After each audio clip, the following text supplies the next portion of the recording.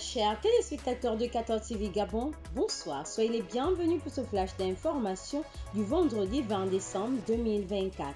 Dans le magistère universel, le Saint-Père a reçu en audience au Vatican le jeudi 19 décembre 2024 un groupe de bienfaiteurs vietnamiens de l'œuvre pontificale missionnaire des États-Unis.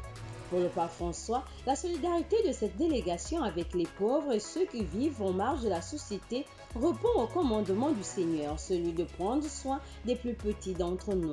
Avec un cœur joyeux, votre engagement à soutenir les œuvres missionnaires et caritatives de l'Église universelle contribuera à apporter l'espérance née de l'Évangile à beaucoup de nos frères et sœurs dans diverses parties du monde, a indiqué le pape François au cours de leurs échanges. Toujours au Vatican.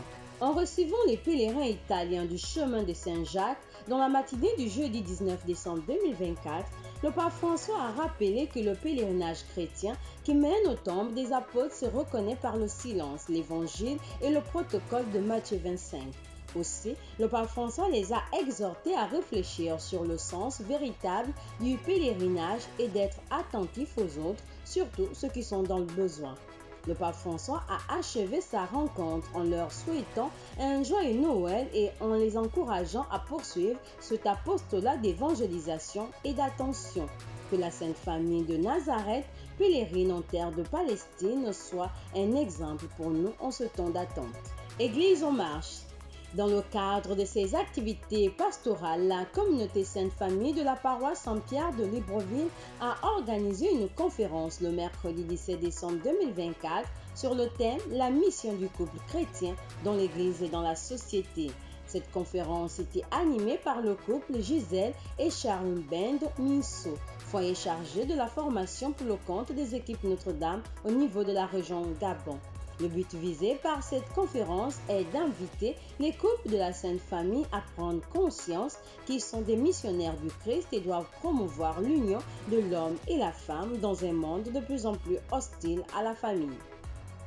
C'était le samedi 14 décembre 2024 au Grand Séminaire Saint-Augustin de Libreville. Les étudiants de l'Université des sciences et de la santé étaient en récollection afin de se ressourcer pour mieux se préparer à recevoir le Christ le mercredi 25 décembre 2024 prochain.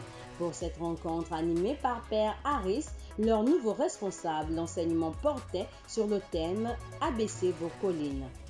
Dans la rubrique Société, après la tenue du référendum de novembre 2024 dernier en République gabonaise qui a abouti à un oui validé par la Cour constitutionnelle du Gabon, c'est le jeudi 19 décembre 2024 qu'a été signé au pied du monument symbolisant le coup de libération du 30 août 2023 le décret de promulgation de la Constitution gabonaise permettant ainsi l'entrée du Gabon dans la 5e République.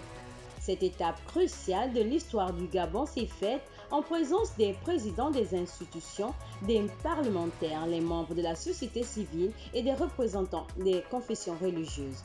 On note qu'après les constitutions de 1960, 1961 et 1991, celle de 2024 ouvre une nouvelle ère pour le Gabon.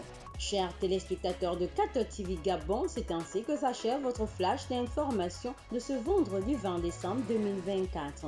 Nous vous remercions de l'avoir regardé. On marche vers les 200 ans de l'histoire de l'évangélisation de l'Église catholique au Gabon. Gardons la foi, l'espérance et la charité.